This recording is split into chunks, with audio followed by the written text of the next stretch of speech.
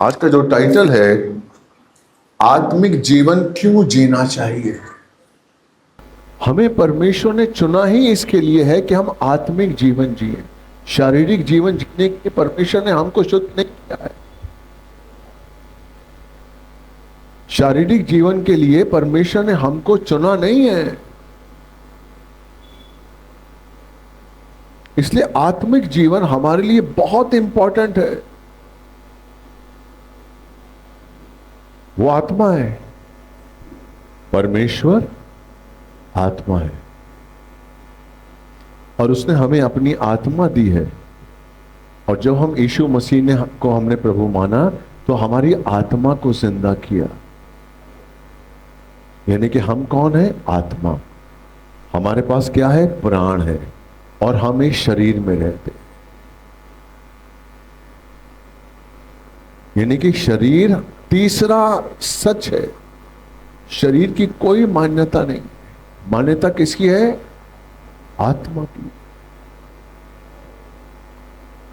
इसलिए अगर आपकी आत्मा प्रबल नहीं है, आप प्रभु को समझ नहीं पाएंगे। यीशु क्या चाहता है आप उसको जान ही नहीं पाएंगे।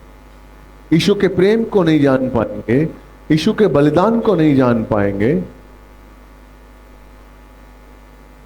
यस, उसके कोड़े खाने की दशा को, उस दुख को आप समझ नहीं पाएंगे। हेलो, आप कैसे प्यार कर पाएंगे? आप अपने पिता से कैसे प्यार करते हैं? कब प्यार करते हैं? जिस दिन आप ये समझने लगते हैं कि नहीं यार, मेरे पिता ने अपनी जवानी गुजार दी मेरे सुख के लिए, मेरे सुख के लिए मेरे पिता ने अपनी जवानी गुजार दी। जब आप उस पिता के प्रेम को समझने लगते हैं, आप पिता में एक हो जाते हैं। लेकिन वो कब होता है? जब आप पिता बनते हैं। जब आप मां बनते हैं तो वो जो रिश्ता है ना, आपको जीवित करता है। जो आपके अंदर मरा हुआ एक रिश्ता है, संसार ने मार दिया है।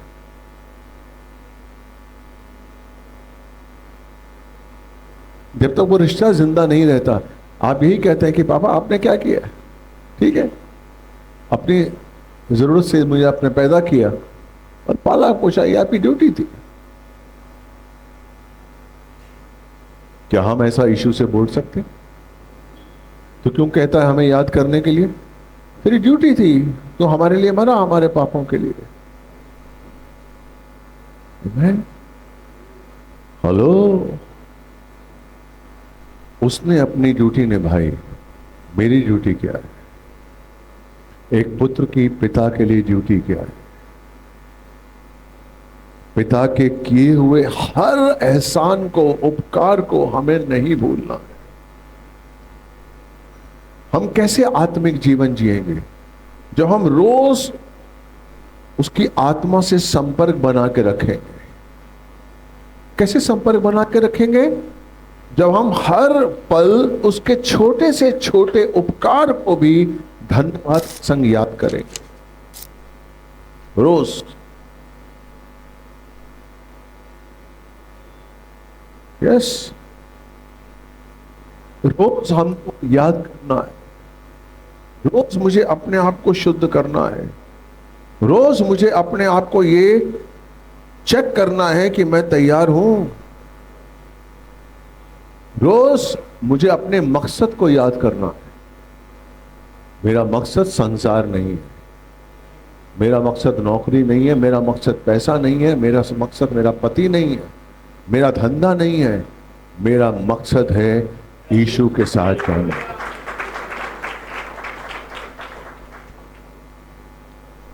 मैं सच कह रहा हूं, जिस दिन आपने इस मकसद को एक याद करना शुरू किया और अपने जीवन का एक अहम हिस्सा बनाया ना, आप आहिस्ता आहिस्ता संसार से दूर हो जाएंगे। संसार में जाएंगे, नौकरी करेंगे, लेकिन जिस दिन आपका मकसद यह होगा कि नहीं, मुझे यीशु के साथ जाना, मेरे जीवन का मकसद है यीशु। इसलिए आत्मिक जीवन जीना जरूरी है। Praise the Lord।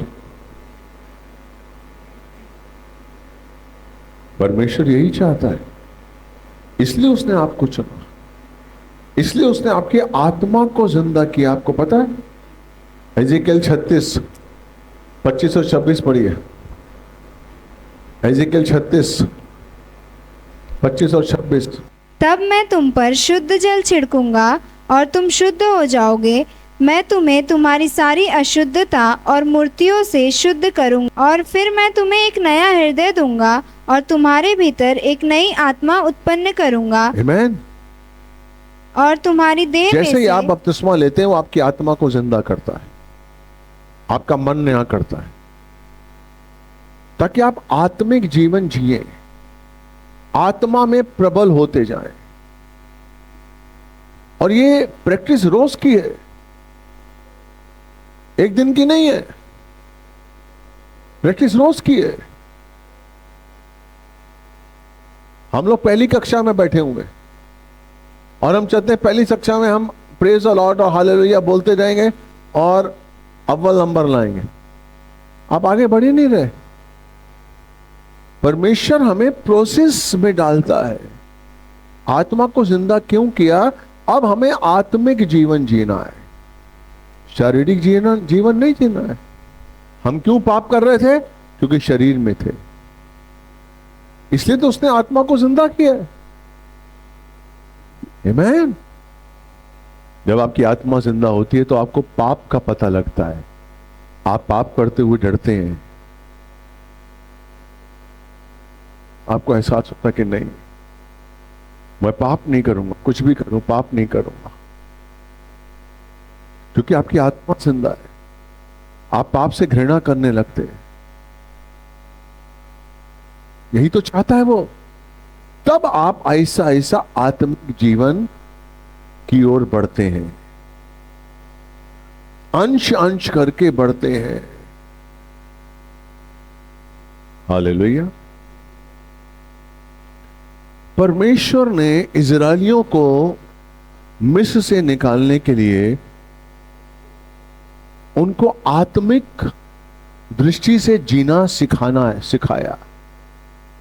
उसकी यही इच्छा थी कि जितने भी इजरायलीज हैं, 20 लाख, 22 लाख, 25 लाख, वो आत्मिक जीवन जिए। लेकिन इजरायलीज नहीं माने, वो शरीर में थे, उनका मन इजराइल में, मिस्र में था, उनका मन निकल नहीं पा रहा था। हालेलुया। उनका मन परमेश्वर में नहीं आ पा रहा था। Praise the Lord. देखिए परमेश्वर ने क्या नहीं किया। 430 साल तक इजरायलीज दासत्व का जीवन जी रहे थे। उसके बाद परमेश्वर ने जब अपनी योजना शुरू की तो उसने एक मनुष्य को चुना, मूसा को,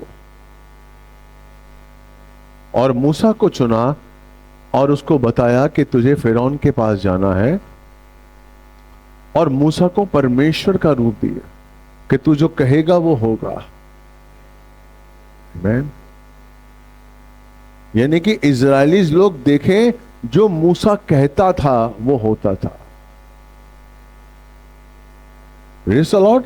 ताकि इजरायलीज जो शरीर में थे आत्मा में आए।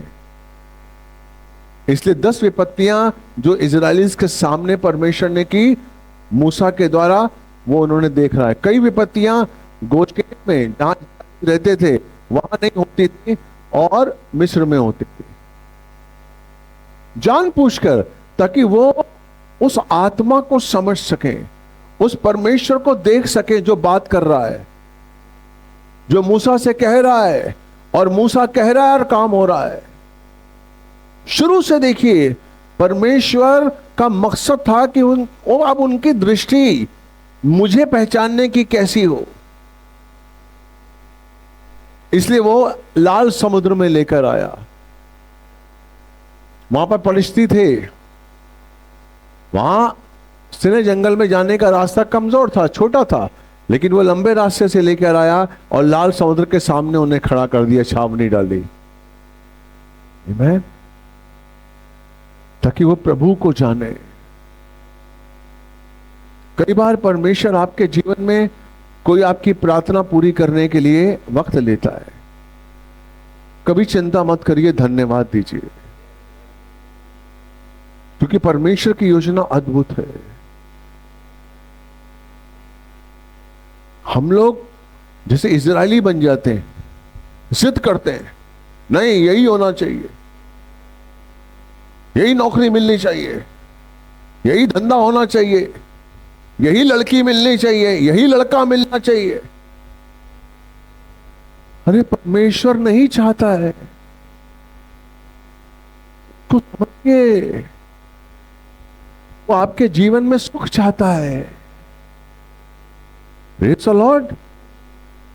तो इजरायली नहीं समझे, इजरायलियों को लाल समुद्र से लेकर आया, वो चमत्कार दिखाया जो आज तक किसी ने नहीं देखा था। 20-22 लाख लोग समुद्र के अंदर से चले और उनके सामने उसने मिस्र के फिरौन को और उसकी 600 सैनिक जो थे उनको मार दिया और उनको दिखाया कि वो मर गया था तुम्हारा दुश्मन, ताकि वो शरीर से दूर हो जाएं, आत्मा को समझे और आत्मा में प्रबल हो जाएं। यही चाहता है आज आपको जो प्रभु भोज मिला, ताकि आप आत्मा में प्रबल हो। अगर आप आत्मा को नहीं समझेंगे, आत्मा नहीं जिएंगे, तो ये प्रभु भोज एक शारीरिक रूप में आपने खाया, प्रसाद के रूप में खा लिया, एक मीठा पानी समझ के खा लिया, रोटी समझ के खा ली, उसका कोई फायदा नहीं है, कोई फायदा नहीं है। ये स्पिरिचुअल चीजें हैं जो हमारे जीवन में तब काम करेंगी जब हम स्पिरिचुअली इसको लेंगे, इसकी अहमियत को समझेंगे। Praise the Lord. और परमेश्वर उनसे खुश नहीं था। देखिए मैं आपके लिए पढ़ता हूं, 1 कुरिन्थियन 10:1 से पढ़ता हूं। ए भाइयों, मैं नहीं चाहता कि तुम इस बात से अनभिज्ञ रहो कि हमारे सभी पूर्वज बादल की अगुवाई में चले और सब के सब समुद्र के बीच में से पार हुए। सब ने उस बादल और समुद्र में मूसा का बपतिस्मा लिया, सब ने एक ही आत्मिक भोजन किया और सब ने एक ही आत्मिक जल पिया, क्योंकि वे उस आत्मिक चट्टान से पीते थे जो उनके साथ साथ चलती थी, और वो चट्टान मसीह था। परंतु फिर भी उनमें से अधिकांश से परमेश्वर प्रसन्न नहीं हुआ, वे जंगल में मरकर ढेर हो गए।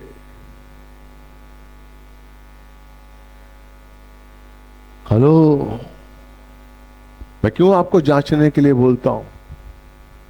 आपको अगर अच्छी नौकरी मिल गई है, अच्छा पैसा आ रहा है, आप ये मत समझिए कि परमेश्वर आपसे खुश है।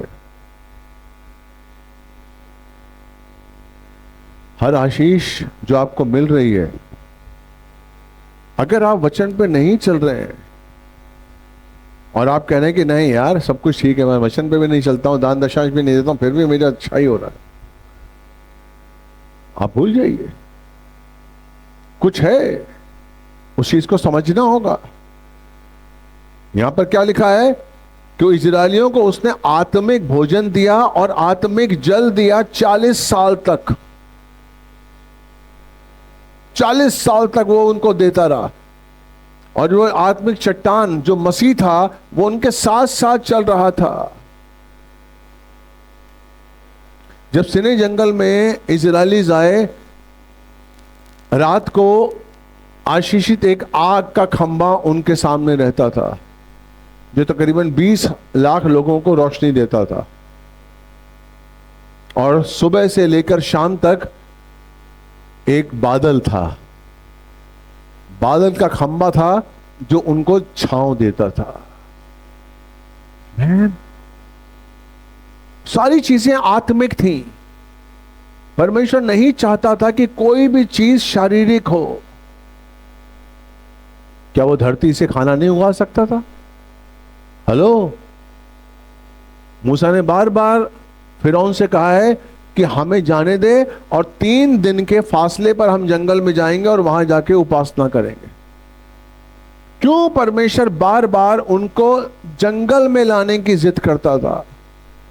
ताकि संसार से दूर करके उसे जंगल में वो खुद को इंट्रोड्यूस करना चाहता था। मुझे जानो, जब तुम्हारे साथ संसार कुछ नहीं होगा, न तुम्हारा घर न कुछ, कोई संसार का चीज नहीं होगी, बिल्डिंग नहीं होगी, शहर नहीं होगा, तुम जंगल में होगे। इसलिए मन्ना खिलाता था वो, और चट्टान से पानी पिलाता था। क्या सब्जियां नहीं उगा सकता था परमेश्वर कि चलो सब्जियां उगाओ? या धरती से पानी नहीं आ सकता था? लेकिन परमेश्वर का मकसद था कि इस आत्मिक सामर्थ्य को वो लोग समझें कि 40 साल तक उनको आकाश से रोटी मिल रही है, 40 साल तक उन्हें पत्थर से पानी पिलाया जा रहा है,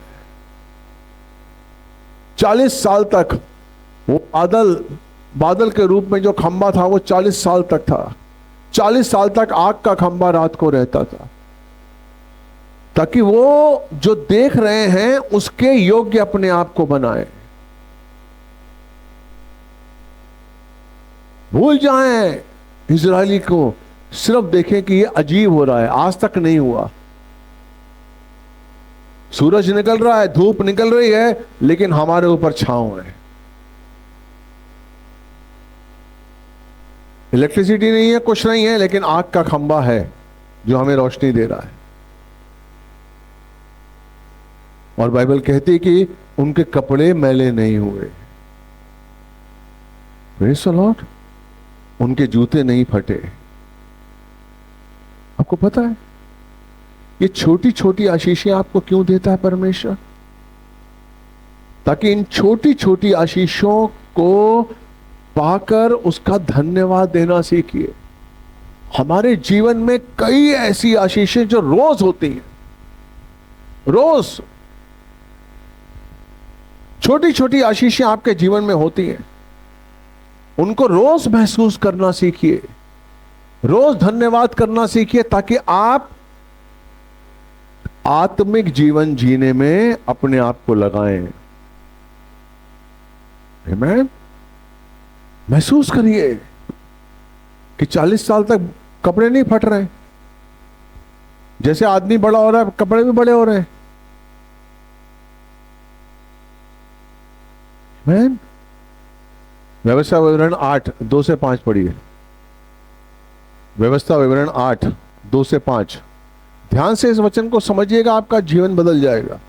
फिर तो संपूर्ण मार्ग को स्मरण रखना जिस पर इन 40 वर्षों तक तेरा परमेश्वर यहोवा तुझे इस जंगल में से इसलिए ले आया है कि वह तुझको नम्र करे तथा।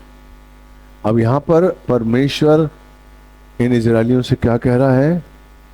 40 साल से, पुराना नहीं, तू जो मिस्र में था नहीं, इस 40 साल में तू अपने मार्ग को याद कर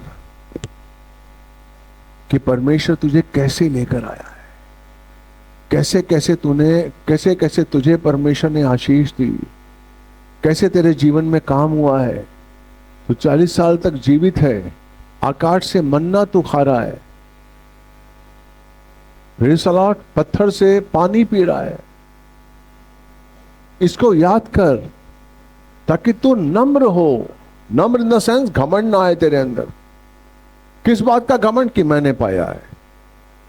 मिस्र में क्या घमंड था? कि मैं मिट्टी बनाता हूं, मैं ईंटें बनाता हूं, इसलिए मुझे खाना मिल रहा है। परमेश्वर ने कहा कोई काम मत कर, ताकि तू नम्र बने कि तू कुछ नहीं कर रहा है, मैं कर रहा हूं। तू खाने के लिए मेहनत नहीं कर रहा है, मैं कर रहा हूं। आज भी मैं आपको सच बता रहा हूं, आप अगर अपने ऑफिस जा रहे हैं और मेहनत कर रहे हैं और आपको परमेश्वर रोटी दे रहा है, तो ये परमेश्वर है जो आपको आशीष दे रहा है। मैं आपको सच कह रहा हूं। अगर आप अपना धंधा करते हुए ये महसूस कर रहे हैं कि मैं कर रहा हूं, नहीं, आप कर ही नहीं सकते। उसके बिना आप एक कदम नहीं चल सकते। उसकी कृपा है, उसका अनुग्रह है। इसलिए वो कह रहा है इजरायलियों को कि मेरी कृपा, मेरे अनुग्रह को याद करो। हम कब से आए हैं प्रभु में? कोई 10 साल, कोई 5 साल, कोई 25 साल, कोई 2 साल, 3 साल।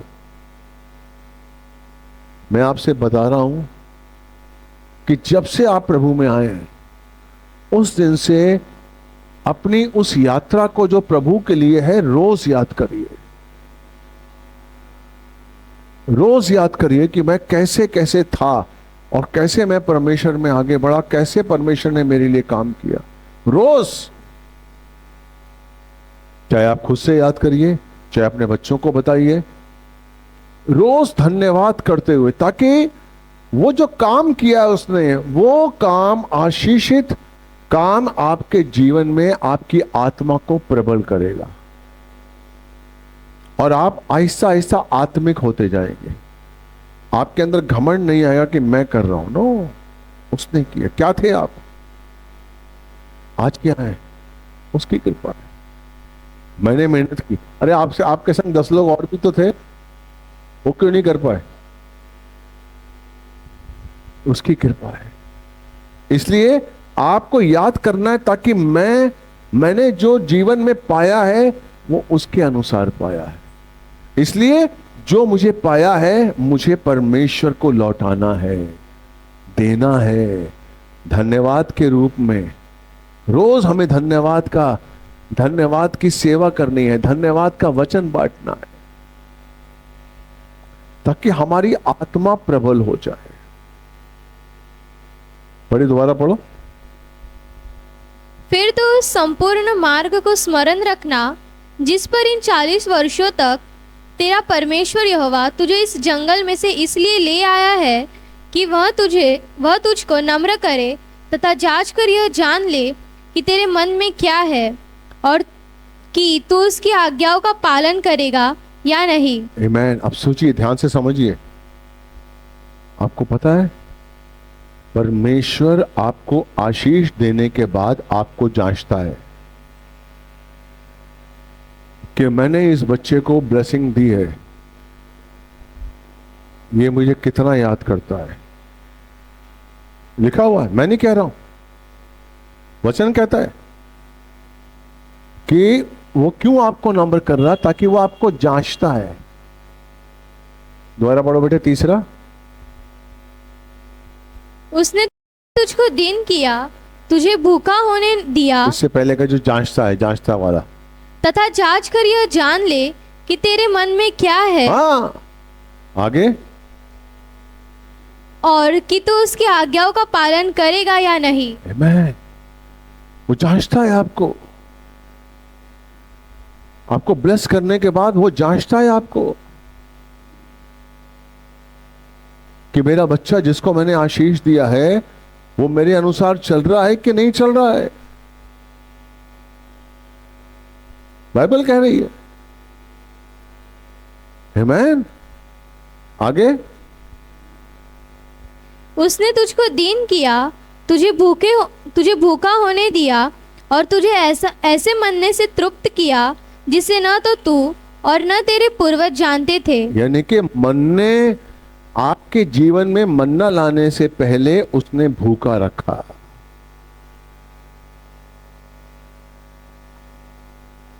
आपके जीवन में मन्ना लाने से पहले उसने भूखा रखा। आपको यहां पर कौन लाया? भजन संहिता 119 का 71 पढ़िए। भजन संहिता 119 का 71।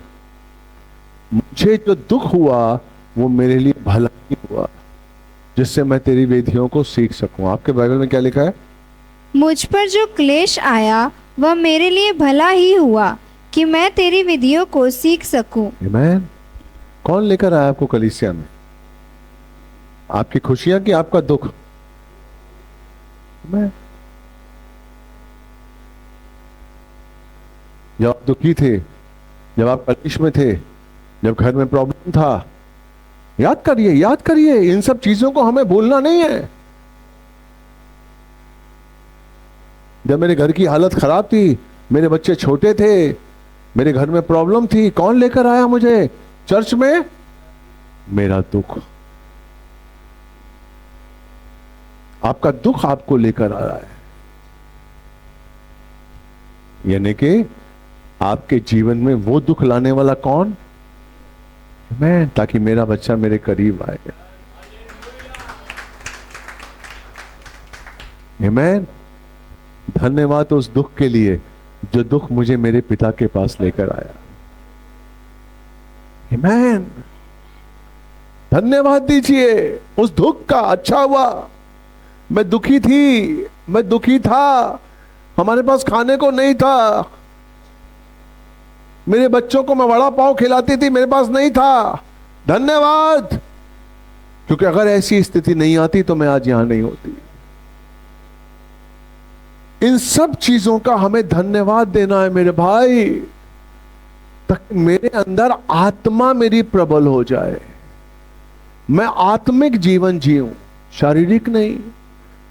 वो नहीं चाहता कि हम शारीरिक जीवन जिए। आगे, कि तू जान ले कि मनुष्य केवल रोटी ही से जीवित नहीं रहता, परंतु प्रत्येक उस वचन से जीवित रहता है जो यहोवा के मुख से निकलता है।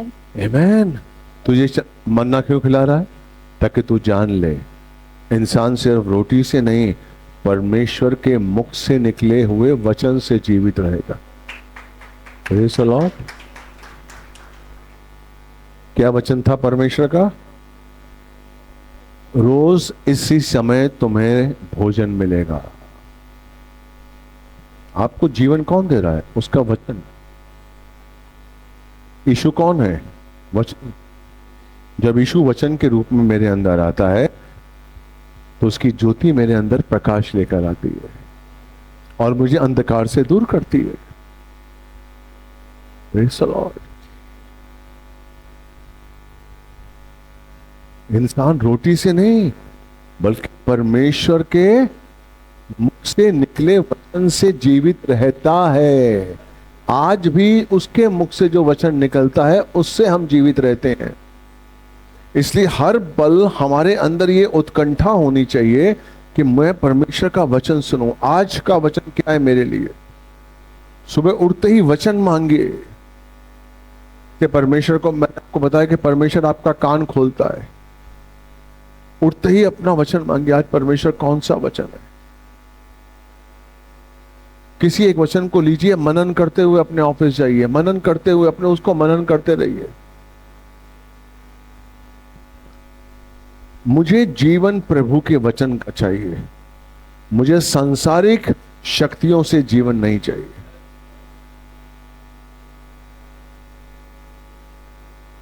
Hallelujah, praise the Lord.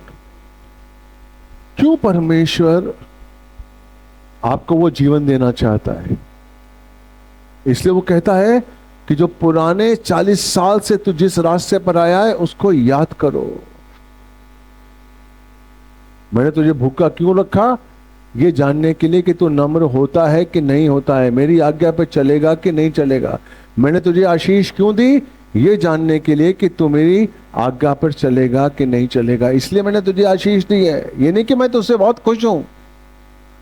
Hello, हम समझते कह रहे हम बहुत आशीषित हैं, हमें देखो आशीष मिल रही है और किसी को नहीं मिल रही है। वो क्या लिखा है कि क्यों आशीष दे रहा है? ताकि वो आपको चेक कर रहा है, ये आशीष लेने के बाद आप उसके वचन पे चल रहे हैं कि नहीं चल रहे हैं। कौन आपको लेके जाएगा? प्रभु के चरणों में कौन लेकर जाएगा आपका आशीष? उसका वचन, उसकी आज्ञा। क्या यीशु मसीह आएगा धरती पर?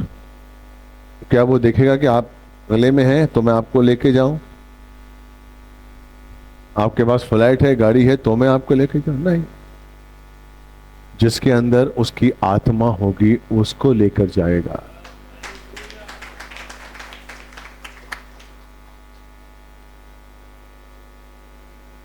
हो सकता है जो झोपड़पट्टी में रहता है वो चला जाए।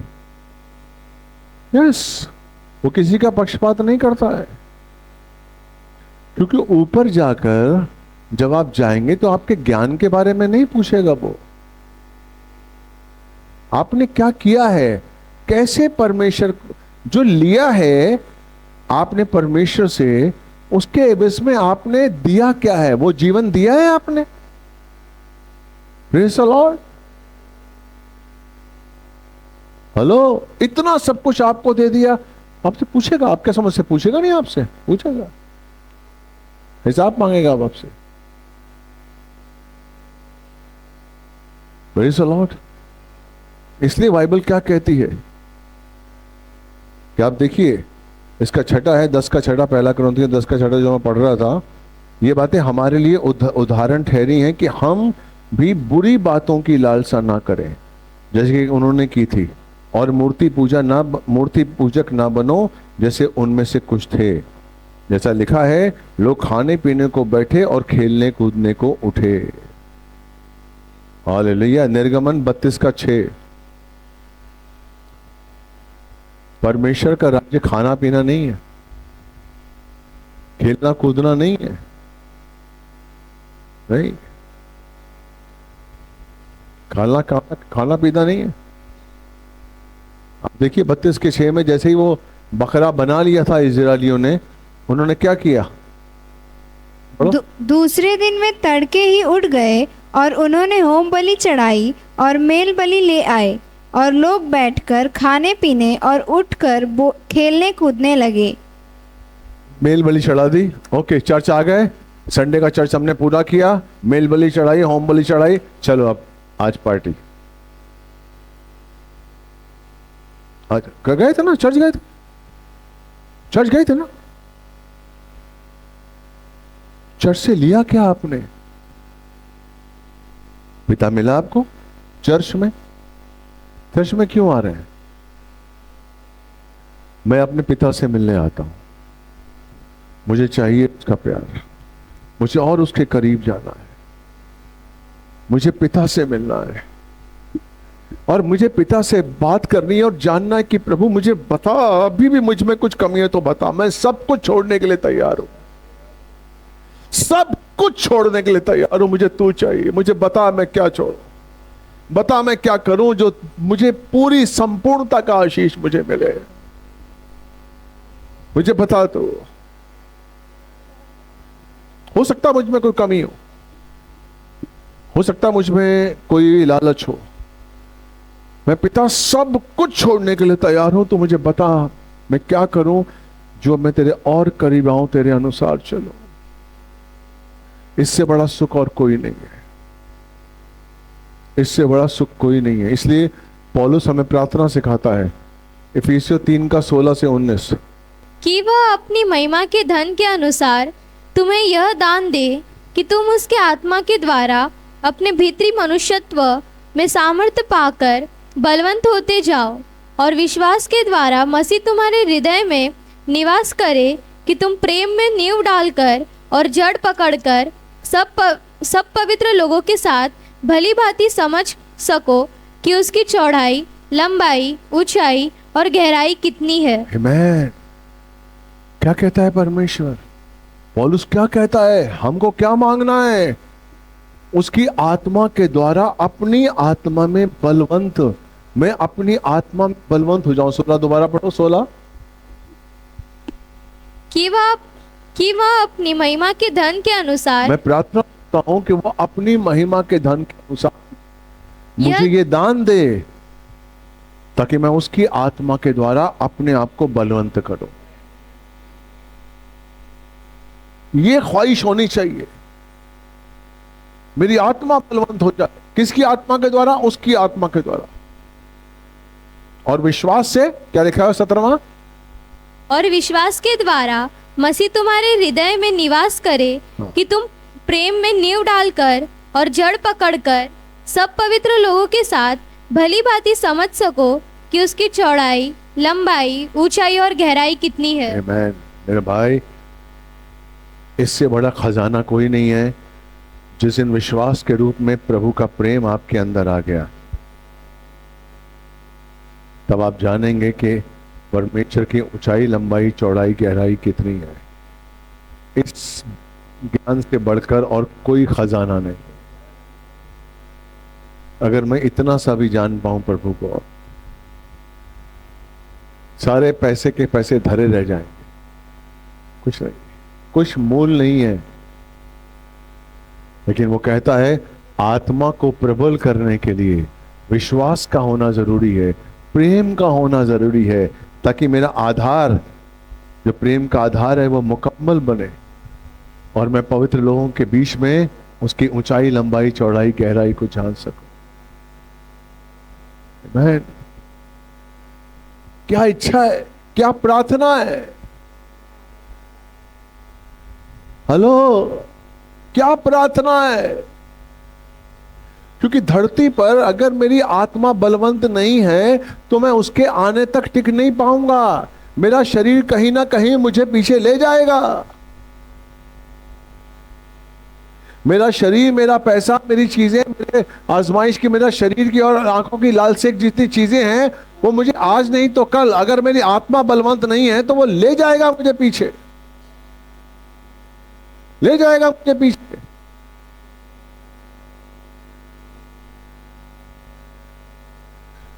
मेरे मन का ये उद्देश्य नहीं है कि उसके पास 15 लाख है तो मेरे पास 20 होने चाहिए, उसके पास 2 बंगले तो मेरे पास 10 बंगले होने चाहिए। नो, मेरा उद्देश्य ये नहीं। मेरा उद्देश्य है ताकि मैं अपने पिता की ऊंचाई, लंबाई, गहराई, चौड़ाई जान सकूं। मैं, हमारा ये उद्देश्य होना चाहिए। अगला क्या है? अगला वचन इसी का, और मसीह उस प्रेम को जान सको जो ज्ञान से परे है, परमेश्वर की सारी भरपूरी तक परिपूर्ण हो जाओ। जब तुम मसीह के उस प्रेम को जान पाओगे जो ज्ञान से परे है, तब आप परमेश्वर की परिपूर्ण हो जाएंगे। आप सोचिए, मैं अगर परमेश्वर की परिपूर्णता से भर जाऊं, इससे बड़ी दौलत और क्या होगी? आमीन। परमेश्वर की परिपूर्णता मुझ में आ जाए, इससे बड़ा सुख और क्या होगा? इससे बड़ा आनंद क्या होगा? हालेलुया। ये क्यों नहीं हो रहा है? पता क्यों नहीं हो रहा? हम बाइबल में पढ़ते हैं झूठ मत बोलो, हत्या ना करो, व्यभिचार मत करो। जो पाप हमें दिख रहा है, हम कहते नहीं, ओके झूठ नहीं बोलूंगा, मैं हत्या नहीं करूंगा, व्यभिचार नहीं करूंगा, नफरत नहीं करूंगा, क्षमा करूंगा, ओके।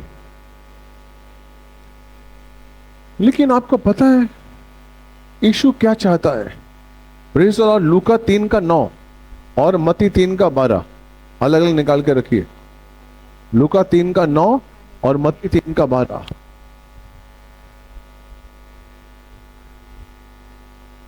Praise the Lord. परमेश्वर कहता है क्षमा करो, परमेश्वर कहता है पाप से मुक्त हो जाओ, परमेश्वर कहता है श्रापों से मुक्त हो जाओ, परमेश्वर कहता है मैं झूठ नहीं हूं, झूठ मत बोलो, लालच मत करो, व्यभिचार मत करो। ओके, आपने कहा ठीक है। लेकिन यहां पर यीशु मसीह क्या कहता है? यूहन्ना बपतिस्मा वाला क्या कहता है यीशु मसीह के लिए? पढ़िए 3:9। और पेड़ों की जड़ पर कुल्हाड़ा धरा हुआ है, इसीलिए प्रत्येक पेड़ जो अच्छा फल नहीं लाता काटा और आग में झोंका जाता है। आमीन। यीशु मसीह के पास कुल्हाड़ा है, और वो कहां रखा है? पेड़ की जड़ पर। पेड़ की जड़ पर परमेश्वर यीशु मसीह आपके अंदर से पाप की जड़ निकालना चाहता है। मैं हत्या नहीं करूंगा, मैं झूठ नहीं बोलूंगा, मैं व्यभिचार नहीं करूंगा, ओके। जड़ कहां है? स्वयं केंद्रित अपना विचार, स्वयं केंद्रित अपना जीवन। अगर आपका जीवन स्वयं केंद्रित है, आप पाप करते हैं।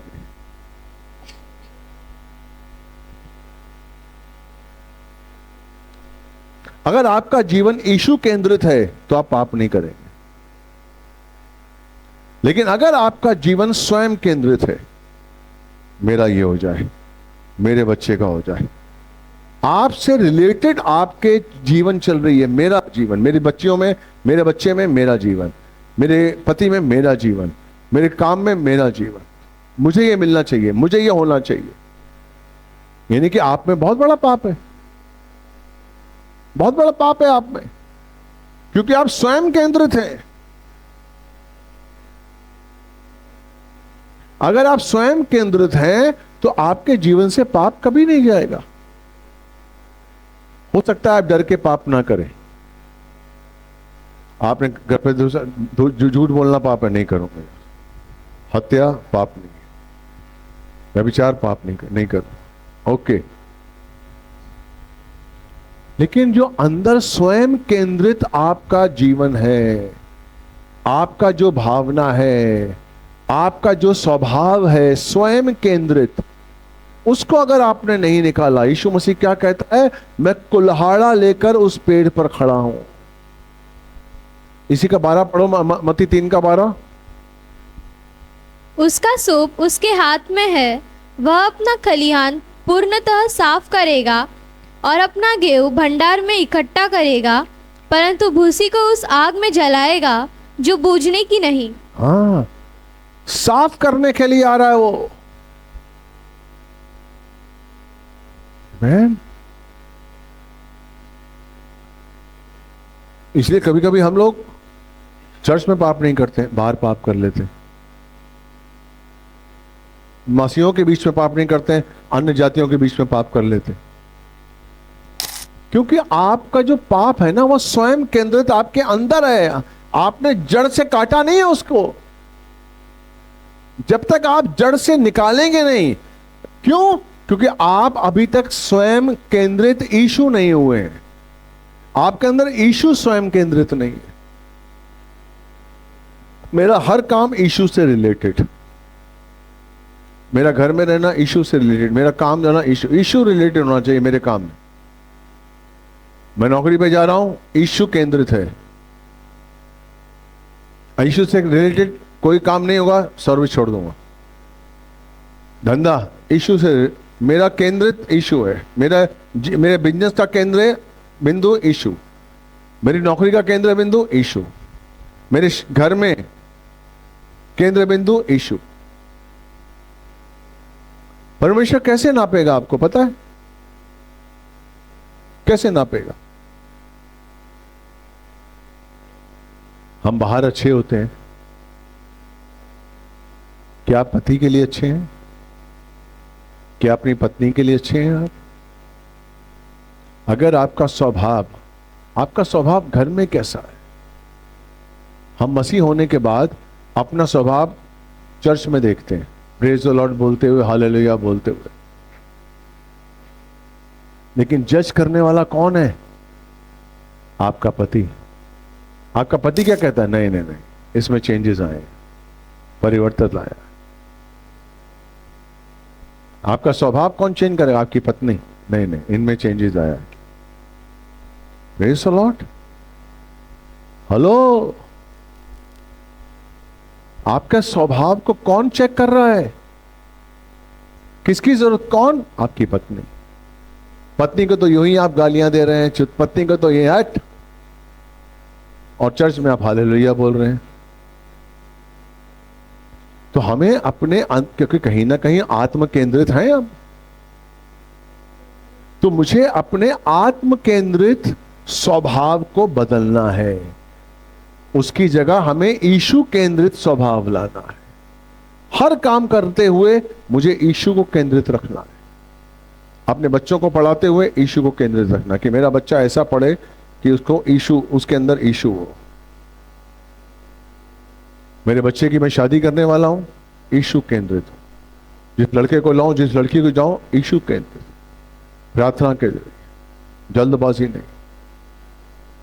यस, अगर यीशु केंद्रित नहीं हुआ और स्वयं केंद्रित हुआ कि मुझे क्या अच्छा लगता है, बिजनेस है कि नहीं है, पैसा है कि नहीं, नो नो नो, उसमें यीशु केंद्रित है कि नहीं है।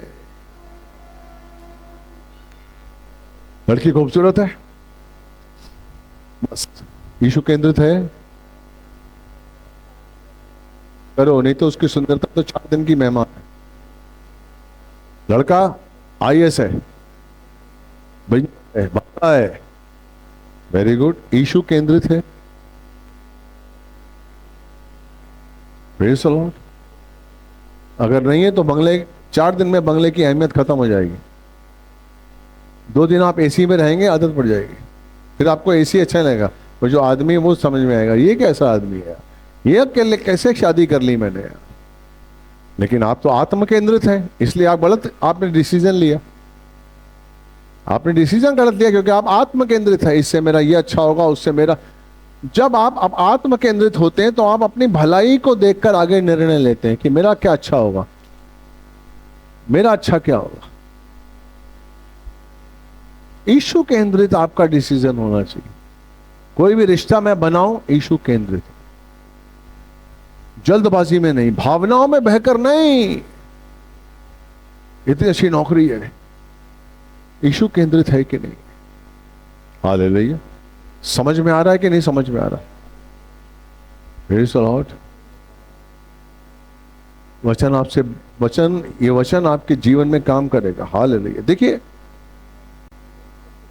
क्यों इजराइलीस नहीं बदल पाए? क्योंकि उनका मन मिस्र में था। इसलिए यीशु कहता है अपने मन को फेराओ, क्योंकि स्वर्ग का राज्य निकट है। अगर आप मन को फिराकर संसार में नहीं आए, यीशु के पास नहीं आए हैं, तो आपके लिए मुश्किल है। मन फिराओ, मन को चेंज करो, अबाउट टर्न करो। इसलिए यीशु मसीह ने लूत का एग्जाम्पल दिया है। लूत को समझो, है? लूत को समझो। लूका 17:32 में लिखा हुआ है, लूत को समझो। क्यों लूत का एग्जाम्पल दिया है? हवा का एग्जाम्पल दे सकता था। हवा की जरूरत तो पाप आ गया। मैं आपके अंदर का पाप, आप पश्चाताप करेंगे, निकल जाएंगे। अगर आपका मन परिवर्तित नहीं है, लूत की बीवी का मन परिवर्तित नहीं था, संसार में था। वो स्वर्गदूत को देख रही थी, पिता को देख रही थी, अपने पति को, बच्चों को, सामने मोक्ष था, लेकिन उसका मन संसार में था और वो नमक का खम्भा बन गई। इसलिए लिखा हुआ है लूत की पत्नी को याद करो, हवा को याद करो, ऐसा नहीं लिखा हुआ। उसके द्वारा तो पाप आया। इसलिए मन का, अपना संसार में मन मत लगाओ कि उसको वापस लाना मुश्किल हो जाए। इसलिए बाइबल लिखा है, प्रोवर्ब्स, प्रेरितों का अपना नीति वचन 4:23,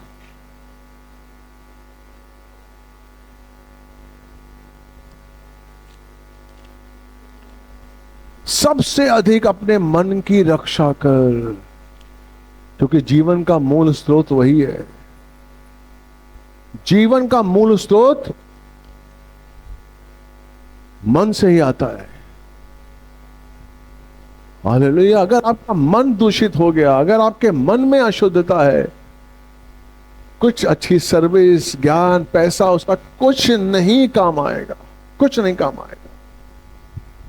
ये बाइबल कहती है, अगर आप बाइबल पर विश्वास करते हैं तो। इसलिए कभी भी अपने मन में कोई ऐसा विचार आए, उसको उसी समय निकालो। नहीं, गलत विचार को मैं यीशु मसीह के नाम से निकालता हूं। भजन संहिता 139:2 क्या लिखा हुआ है? इसलिए जो भी गलत विचार आ रहा है उसको उसी समय निकालिए। नो, मुझे अपने मन को अशुद्ध नहीं करना है। कोई गलत बात आ रहा है, नहीं नहीं नहीं, निकालो निकालो निकालो, उसी समय निकालो। मुझे शुद्धता के संग रहना है। घमंड का विचार आ रहा, निकालो। विचार का आ रहा, निकालो, नहीं चाहिए। मुझे अपनी गवाही देने में लग रहा है कि मैं कहीं घमंड ना करूं, मत दो।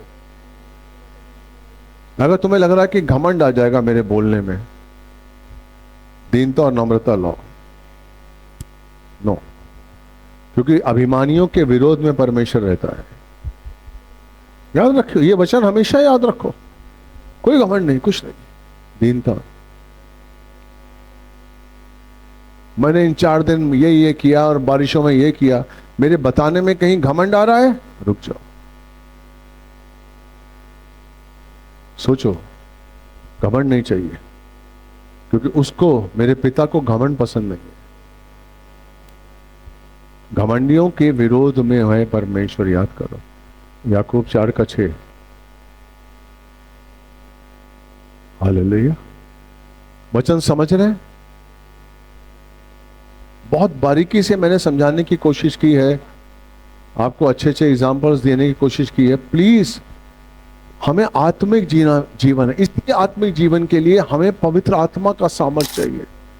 इसलिए हमें रोज पवित्र आत्मा को मांगना है कि पवित्र आत्मा से मुझे भर दीजिए परमेश्वर, भर दीजिए। रोज पवित्र आत्मा का सामर्थ्य मुझे चाहिए, और परमेश्वर के काम के लिए कभी मना मत करिए। हालेलुया। समझ में आया? सबको समझ में आया? प्रभु आपसे बहुत प्यार करता है। God bless you, God bless you. Hallelujah.